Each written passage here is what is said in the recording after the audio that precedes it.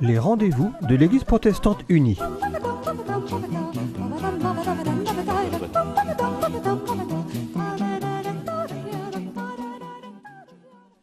Bonjour à chacun, nous sommes heureux de vous retrouver pour cette émission en présence du pasteur Pierrot Munch. Bonjour. Bonjour Pierrot. Donc aujourd'hui vous allez nous parler, en tant que pasteur justement, de ce que vous avez découvert ces derniers temps, de vos réflexions sur les nouveaux contextes des pasteurs. Être pasteur aujourd'hui, c'est plus la même chose qu'il y a 70 ans ou 100 ans. Voilà. Donc comment est-ce que ce thème vous est venu ? Alors c'est un thème qui a été un peu en écho au dernier synode national de l'Église protestante unie de France en mai dernier, mai 2025 à Sète. Le thème du synode, c'était les nouveaux ministères. Et en fait, quand il y a un synode, à côté du thème principal, peuvent être émis un certain nombre de vœux qui sont adressés en général au Conseil national de notre Église. Et j'étais un peu stupéfait de voir que sur 16 vœux qui ont été présentés, même s'ils n'ont pas tous été votés, chacun de ces vœux est toujours un peu un indicateur de choses qui se passent dans l'Église. Mmh. Et j'étais quand même frappé de voir que sur les 16 vœux présentés, 8 portaient sur des questions de souffrance dans le cadre de l'Église. Des violences sexistes, sexuelles, du harcèlement, l'abus spirituel, des problèmes de relations hommes-femmes, toutes des problématiques qui ne sont pas des théories, mais qui viennent en fait du terrain, de souffrances extrêmement vives et qui touchent bien souvent des pasteurs, ce qui était aussi exprimé dans un certain nombre de vœux. Mmh. Et suite au synode, il y a eu un effet un peu de hasard, une rencontre à laquelle j'ai participé d'une dizaine de pasteurs de notre région dans l'Ouest. Et j'étais stupéfait de voir qu'il y avait un certain nombre de pasteurs parmi nous en souffrance, en arrêt maladie ou post-arrêt maladie, plus ou moins long, en burn-out, voire même pré-burn-out, déprime, et quelquefois, parmi nous, il y avait un des pasteurs, c'est quelqu'un qui commençait le ministère. Oui, donc ça, c'est pas le nombre d'années qui fait que, c'est plutôt la situation. C'est une situation assez marquante, oui, qui a été pour moi marquante à ce moment-là. Mmh. Et avec quelques amis pasteurs, un peu plus tard, et aussi membres engagés dans l'Église, on a un peu parlé de ces questions spontanément, et puis bâton rompu. Et j'ai trouvé que c'était des échanges assez intéressants. Et j'aimerais en partager quelques éléments, même si toutes ces questions de souffrance pour les pasteurs ou au sein de l'Église sont des questions avec des raisons multifactorielles et très très très larges. Je pense qu'il y a quelques points qui peuvent être intéressants d'être soulignés. Alors, ce n'est pas un travail sociologique fouillé que je vous propose ce matin, mais peut-être de quoi réfléchir un peu à ces nouveaux contextes. Donc, vous allez nous dire un petit peu d'où on part, comment c'était avant la figure du pasteur, il y a quelque temps. Oui, alors, autrefois. Avant, j'ai envie de dire, il y a 70 ans, il y a 50 ans peut-être, d'où est-ce qu'on vient ? Il y a plusieurs choses qui sont peut-être marquantes par rapport à aujourd'hui. La première, c'est que en général, à l'époque, le pasteur était le président du conseil presbytéral. Mmh. C'est-à-dire que le pasteur avait un rôle de présidence. Même si ce n'est pas un chef, il avait quand même un rôle hiérarchique d'une certaine manière dans la gouvernance, même si la gouvernance était déjà collégiale. Mais malgré tout, le fait que le pasteur soit à la fois la personne formée théologiquement et qui est celui qui a la meilleure formation théologique en principe au sein d'un conseil, et la personne qui est présidente du conseil, d'une certaine manière, c'était une figure d'autorité. Il avait toutes les cordes en main, là. Il avait toutes les cordes en main, exactement, pour être cette figure d'autorité. En plus, c'était une époque où les figures d'autorité étaient moins contestées qu'aujourd'hui, même si ça a changé après mai 68, mais dans l'Église, les changements sont toujours un peu plus lents que dans la société. Donc voilà, on est resté un peu avec cette idée d'une figure d'autorité encore assez marquante. Et je pense un autre élément de cette époque-là, de là d'où on vient, c'est qu'en général, à l'époque, le pasteur était un homme, et un homme marié, dont l'épouse souvent soit ne travaillait pas à plein temps, et était très dévouée et à la paroisse et à l'action de son mari, à la communauté locale, comme organiste, comme catéchiste, comme cuisinière pour des repas d'église, comme couturière pour la vente annuelle. Voilà, donc le pasteur avait un véritable soutien par son épouse, non seulement dans tous ses services concrets, mais comme elle connaissait bien l'église, la paroisse, aussi d'une certaine manière, elle participait à la charge pastorale. Et il pouvait partager avec elle des soucis, sans rentrer dans des choses de confidence, mais il y avait quand même un certain nombre de choses qu'il pouvait partager avec elle. Ils pouvaient prier ensemble par rapport à certaines situations. Voilà, donc ça, c'était quelque chose de prégnant à l'époque. Ouais, le couple pastoral, donc. Oui. Voilà, un autre changement, eh bien justement, vous l'avez dit, ce sont les présidents des CP qui maintenant ne sont plus des pasteurs. Voilà, alors ça change les choses quand même. Ça, c'est une évolution qui, je pense, a été voulue par l'Église. Je ne sais pas exactement à quel moment et comment elle a été introduite, mais toujours est-il qu'aujourd'hui, le conseil, si ce n'est l'ordre, c'est que ce ne soit jamais le pasteur qui soit président du conseil presbytéral. Ce soit quelqu'un qui n'est pas pasteur, justement pour qu'il n'y ait pas une concentration, entre guillemets, des pouvoirs au sein de la même personne, pour la même personne. Et ça a vraiment des avantages extraordinaires, puisque ça permet de décharger les pasteurs d'un certain nombre de responsabilités qu'ils portaient beaucoup avant. Et puis ça mobilise les membres du conseil, le président, mais pas seulement, les vice-présidents, les autres membres du conseil, pour porter ensemble la charge pastorale, la charge de la paroisse, pas seulement la question matérielle, mais aussi les questions pastorales pour la communauté locale. Oui, donc vraiment, dans une paroisse protestante, le président du conseil a vraiment un rôle de responsabilité de la vie de la paroisse. De responsabilité en particulier pour organiser la collégialité, j'ai envie de dire, puisqu'on n'est pas dans un système hiérarchique de chefs et de sous-chefs, mais de présidence, c'est-à-dire de service du dialogue, de la communion, de la concertation. Mais c'est vrai que c'est quand même une responsabilité. Malgré tout, celui qui a cette charge-là peut choisir les sujets qui vont être abordés. Donc voilà, il y a un certain nombre de, entre guillemets, de pouvoirs, même si dans les églises, il n'y a pas grand-chose à avoir comme pouvoir, mais il y a quand même un certain nombre de pouvoirs qui sont entre les mains d'un président. Oui. Et c'est vrai que cette nouvelle configuration de la posture du pasteur l'amène naturellement à changer sa manière d'être au sein d'une église, avec vraiment une exigence très nouvelle de travail en équipe, mais aussi de recherche de consensus et d'acceptation de l'altérité. Voilà, ce n'est pas le pasteur qui a toujours raison.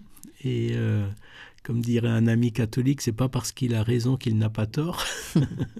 Voilà, c'est important de réaliser que c'est dans ce consensus ensemble d'équipe qu'on peut trouver le chemin, un chemin qui soit un vrai chemin de communion et pas un chemin imposé par un à tous les autres. Alors le fait que le conjoint soit souvent engagé dans un travail, dans une activité professionnelle à 100%, ça aussi, ça va vraiment changer la position, le quotidien du pasteur. Oui, c'est une évolution de la société qui fait qu'aujourd'hui, un couple pastoral ne peut pas se suffire du salaire du pasteur et de son logement, puisqu'il a un logement de fonction, donc c'est une grande part du salaire. Et dans la plupart des couples pastoraux, le conjoint aujourd'hui travaille à 100%. Et aujourd'hui, l'autre évolution, c'est que le pasteur est souvent une femme, pas toujours, mais je pense peut-être 40% des pasteurs aujourd'hui sont des femmes, mais elles ont un conjoint souvent, qui lui aussi donc travaille à plein temps. Et c'est pas une question que le pasteur soit un homme ou une femme, ça change pas réellement les choses, mais le fait que le conjoint du pasteur travaille à 100% fait qu'il a plus la même disponibilité pour la vie de la paroisse, de l'église locale. Ouais. Et par ailleurs, il arrive aujourd'hui de plus en plus fréquemment que nombre de conjoints de pasteurs ne sont pas protestants, voire même pas chrétiens, pas croyants. Et voilà, ça enlève encore un peu du soutien spirituel qu'il pouvait y avoir dans une posture avec un conjoint engagé dans l'Église, dans la foi. Et je pense qu'il y a eu aussi un retournement, un peu un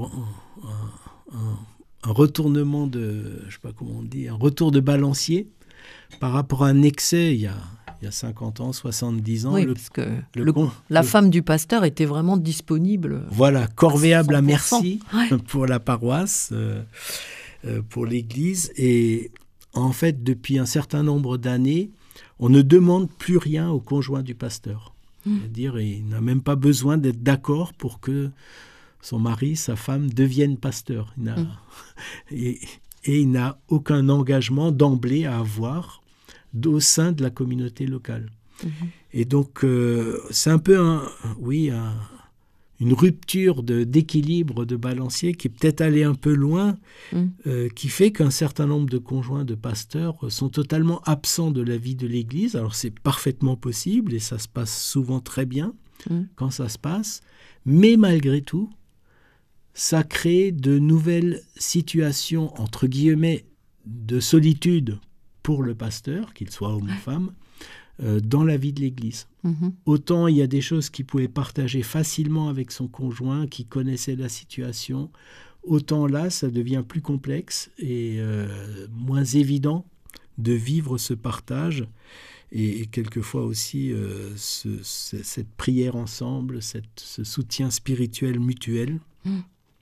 Voilà, donc le pasteur est aujourd'hui souvent plus isolé qu'auparavant face aux défis de son ministère. D'un côté, il a plus de soutien, normalement, si ça se passe bien, avec le conseil presbytéral, avec le président. Oui. Il est moins seul de ce côté-là, peut-être. Absolument. Au partage de responsabilités. Tout à fait. D'un autre côté, au niveau du couple, souvent, il se retrouve plus seul qu'avant. Alors, qu'est-ce qu'il y a d'autre comme éléments qui fragilisent, qui rendent peut-être plus difficile ou plus de défis pour qu'un pasteur aille bien? Alors, je pense on s'en rend peut-être plus compte depuis le Covid. On parle souvent de fragilisation de la société, fragilisation des personnes. Et on l'a beaucoup vu au moment des confinements, du Covid, avec un certain nombre de personnes en souffrance. Je crois que c'était déjà quelque chose qui était là avant le Covid, mais peut-être moins visible. Mais je crois que le Covid a accéléré ces sentiments de mal-être dans notre société, dans nos sociétés, et en particulier de mal-être au travail. Le Covid a isolé les jeunes, ça on voit bien un certain nombre de jeunes qui restent très marqués. Et il a aussi développé des des comportements qui ont été influencés par des théories du complot. C'était au moment du Covid, c'était assez exponentiel. Et je crois qu'il y a toujours des restes de ça. Et puis les réseaux sociaux ont continué de se développer et d'une certaine manière, pour une part, renforcent chez certains un individualisme qui était bien sûr en cours depuis très longtemps, mais qui participe à une fragmentation de la société. Et à côté de ça, on voit bien qu'il y a un repli un peu sur les communautés, un repli identitaire sur les communautés. On pourrait croire que c'est une bonne nouvelle pour les paroisses. Je crois que ce n'est pas une bonne nouvelle, parce que même si on a l'impression que cela peut stimuler des communautés locales, de voir que les gens, ils viennent, ils sont contents d'être là, parce que c'est chez eux, c'est leur famille, ils se sentent plus en sécurité. Mais en fait, pour moi, ce sont souvent des symptômes que les personnes aujourd'hui ont du mal à trouver la solidité en elles-mêmes. Elles ont besoin du coup, elles ont besoin de s'appuyer sur... sur des personnes qui sont comme elles. Le petit cocon connu. Voilà. Ouais. Et elles cherchent ce bien-être dans des relations sociales, mais qui sont avec des gens comme eux. Et je pense que ça fragilise plus les communautés locales que ça ne leur donne une véritable dynamique pour s'ouvrir, pour être présent dans le monde d'aujourd'hui, pour être présent au rendez-vous du monde. Et il faut bien réaliser que les membres des églises, comme aussi les membres des conseils presbytéraux, et comme aussi les pasteurs, oui, j'allais dire, n'échappent pas à ces fragilités, n'échappent pas à la tentation de les compenser par des fonctionnements qui ne sont pas forcément appropriés. Des abus de pouvoir, des rivalités d'ego, voilà, un certain nombre de choses qu'on connaît dès qu'il y a une communauté humaine, mais qui sont peut-être exacerbées encore par cette fragilisation aujourd'hui. Donc nous sommes avec le pasteur Piero Munch qui nous parle sur le thème « Les nouveaux contextes des pasteurs ». Voilà, cette observation que être pasteur, eh bien, ça n'évite pas toutes ces fragilisations et toutes ces évolutions pas toujours simples à intégrer de notre époque. Et donc là, vous nous disiez combien les personnes, depuis le Covid notamment, ressentent ce mal-être et cette instabilité et ont comme tentation de se regrouper dans des identités cultuelles ou voilà. Mais ça peut être aussi philosophique ou de loisirs. Oui, c'est ça. Toutes les formes de communautarisme. Différentes, mais ça peut être une paroisse aussi. Bien sûr. Voilà. Et donc, comment faire pour prendre davantage en compte ces souffrances aussi quand on est pasteur dans l'Église, le pasteur se retrouve forcément face à toutes ces fragilisations, ces personnes en souffrance, et peut-être les pasteurs eux-mêmes réalisent leur propre fragilité. Alors ça, c'est, je pense, aussi un tournant, mais qui date d'avant le Covid, mais qui s'est peut-être encore renforcé avec le Covid. C'est que ressentir du mal-être est permis. Autant ça pouvait être tabou, il y a 50 ans, on avait mal nulle part. Oui. Tout allait bien. Mais de plus en plus quand même, on est dans un monde qui accepte que les personnes puissent être en souffrance, qui accepte, qui comprend qu'on peut avoir besoin de prendre en charge des choses qui sont difficiles, de chercher des moyens pour traiter des choses qui ne vont pas. Et je pense en particulier là où peut-être un pasteur aurait serré les dents pour traverser telle ou telle situation, aujourd'hui il est averti et il sait que c'est important de ne pas faire comme si tout allait bien et de chercher comment traiter un mal-être pastoral au travail et peut-être aussi refuser à certains moments des comportements qui sont inappropriés de la part de personnes de l'Église, voire d'un conseil presbytéral, voire même des personnes toxiques. Et Je pense que ça aussi, ça joue beaucoup. Dans les conseils presbytéraux, il y a aussi des personnes en souffrance. Et c'est normal et c'est légitime. Mais qui peut-être gèrent de moins en moins bien ces souffrances. Et qui... On pourrait rêver de dire, mais quand même, ce sont des chrétiens, donc ils ont la foi. Est-ce que la foi ne va pas aider à traverser tout ça ? Dans un monde merveilleux peut-être. Voilà.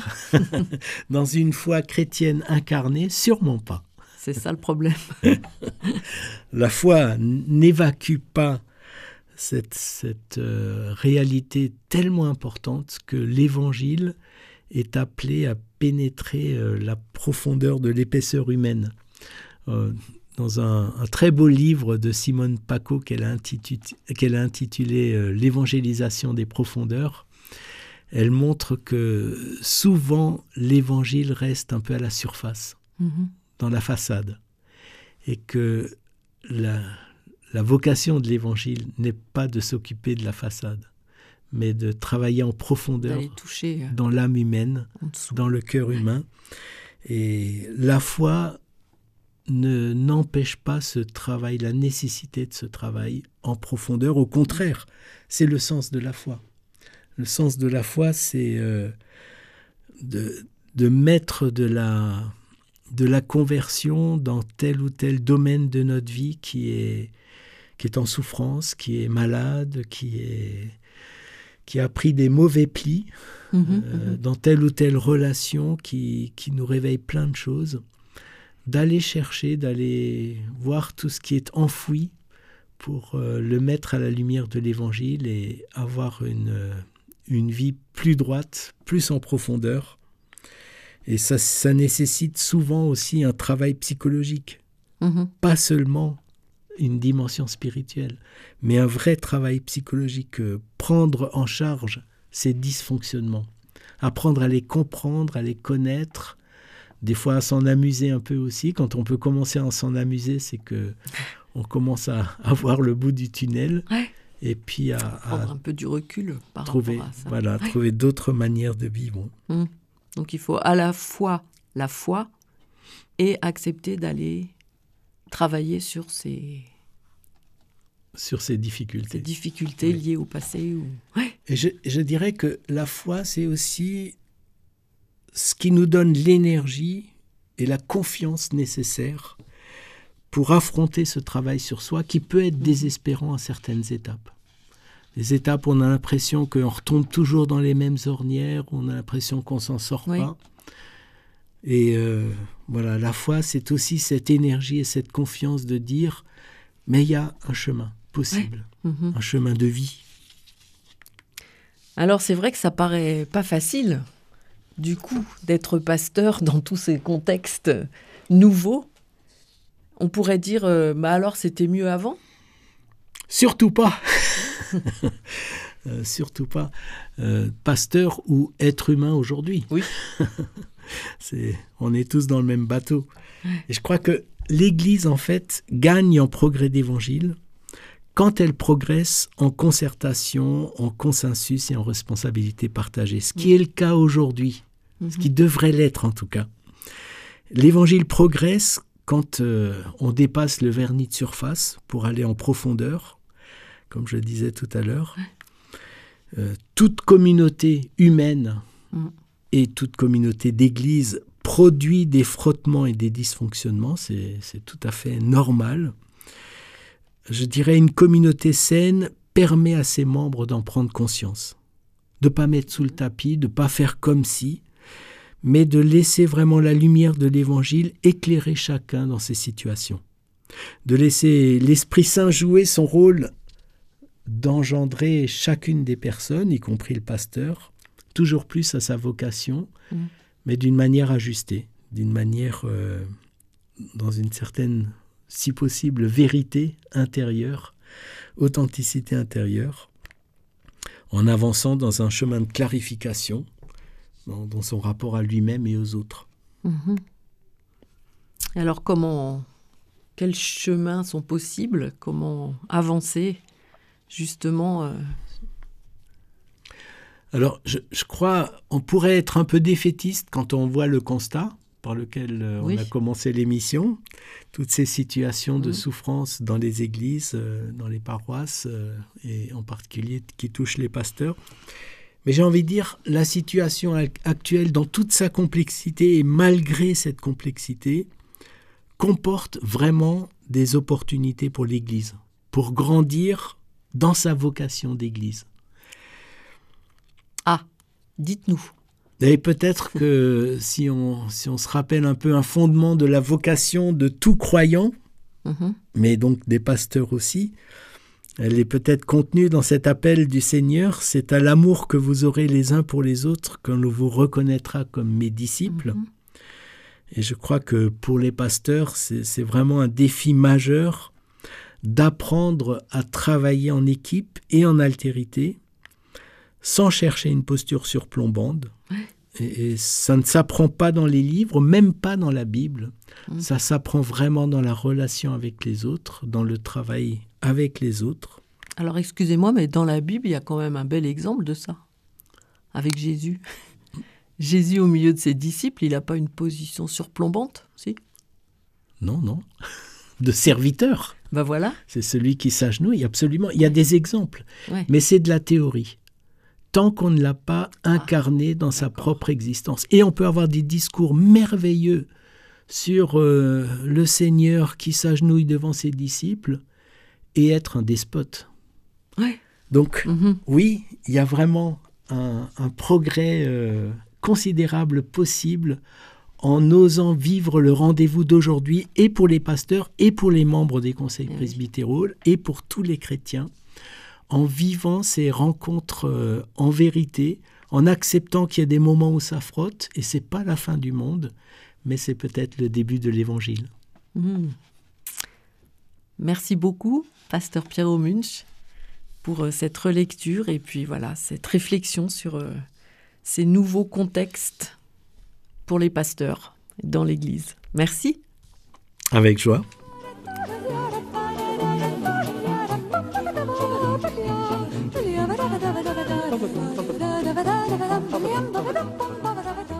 C'était les rendez-vous de l'Église protestante unie.